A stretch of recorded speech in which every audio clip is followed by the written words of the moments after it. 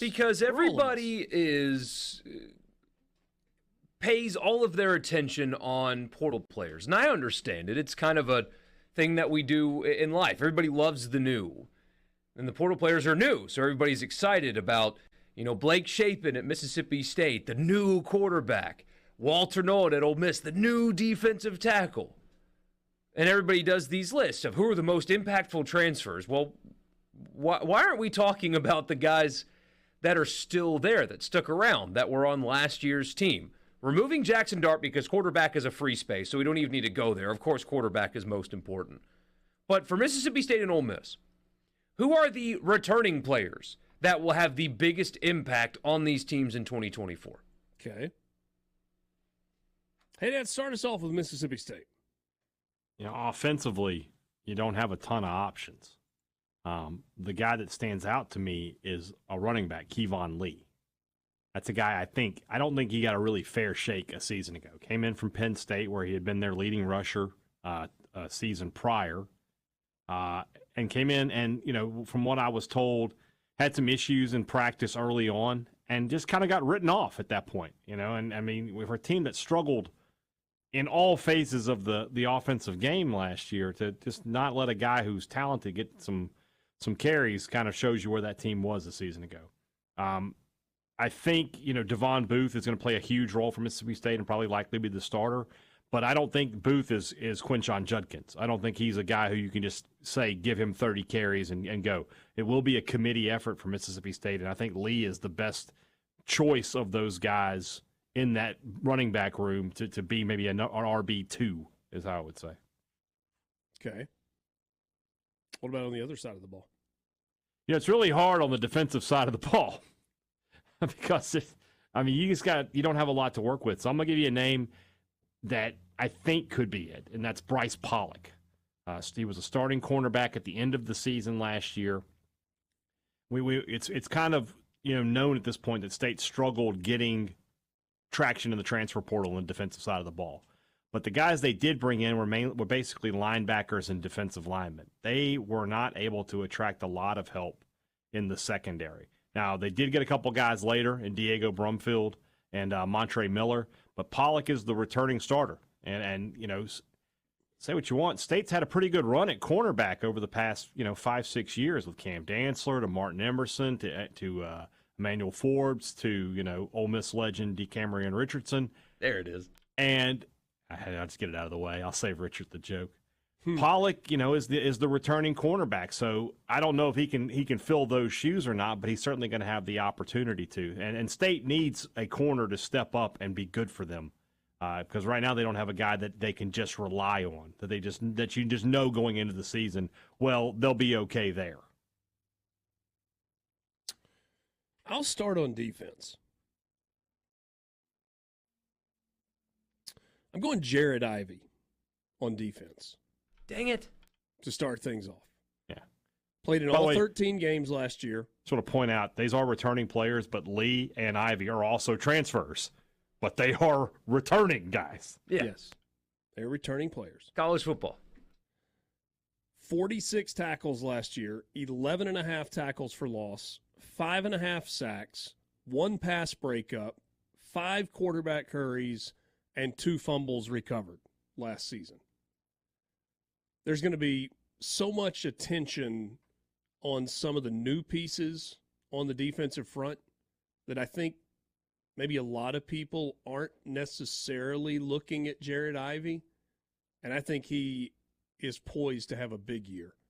And he's not going to have to play maybe as many snaps. I don't have a participation chart in front of me, but it felt like Jared Ivey was on the field a lot last year. And I think they're going to be able to rotate on the defensive line, and I think that gives him the potential to have some really impactful plays for the defense this year. Clearly, that's where you were going also, Borky? Yeah, because if you have one good rush end, one capable rush end, teams can take him out of games. It's quite easy to do. Happens all the time. But if you've got on the other side a capable rush end that can still get after the quarterback and stuff like that, you can chip and double or whatever one guy, but that means the other guy's got one-on-one attention. Mm-hmm. So there are a lot of options that you could go to on the offensive side. Some that are really obvious. You could point to Ulysses Bentley and the expanded role that he is anticipated to have this year. You obviously could go with Trey Harris because of the season he had and the season that you expect for him to have. We were talking about this morning, and my 14-year-old daughter popped up, and she said Caden Priestcorn. Great option. But I'm going to go with the guy that I mentioned a year ago when we were talking about off-the-radar guys that could have an impact on the offensive side. I'm going Jordan Watkins. In 13 games last year, he had 50, also a transfer. 50, well, but right. This is his third year in the program, right? I believe that is accurate. Yeah. Last year, 13 catches. I'm sorry, played in all 13 games with 53 catches for 741 yards and 3 touchdowns. Here's the reason. I think the level of trust that exists between Jackson Dart and Jordan Watkins is off the charts.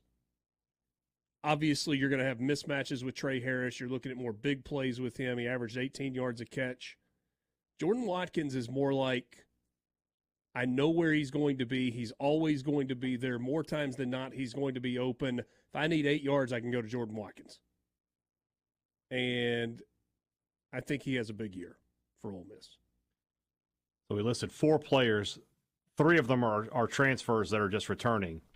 Does Ole Miss have a guy? I gave you one that was recruited out of high school by Mississippi State. Does Ole Miss have a guy recruited out of high school that you think will make an impression for Ole Miss this year? Suntarian Perkins. That's probably a really good answer. Yeah. That's the easy answer, too. That is the easy answer. Year 2. Yeah. I mean, you can't even go J.J. Pegues because he started out at Auburn. Started at Auburn, yeah. Perkins will play a more natural position to him this year than last year, I think, too.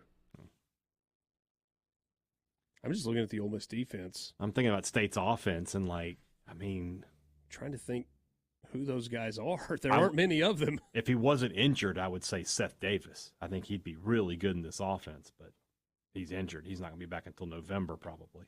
I'm trying to remember if, guys, does Trey Washington, is he back or was he done last year? Is there eligibility remaining with Trey Washington? Back.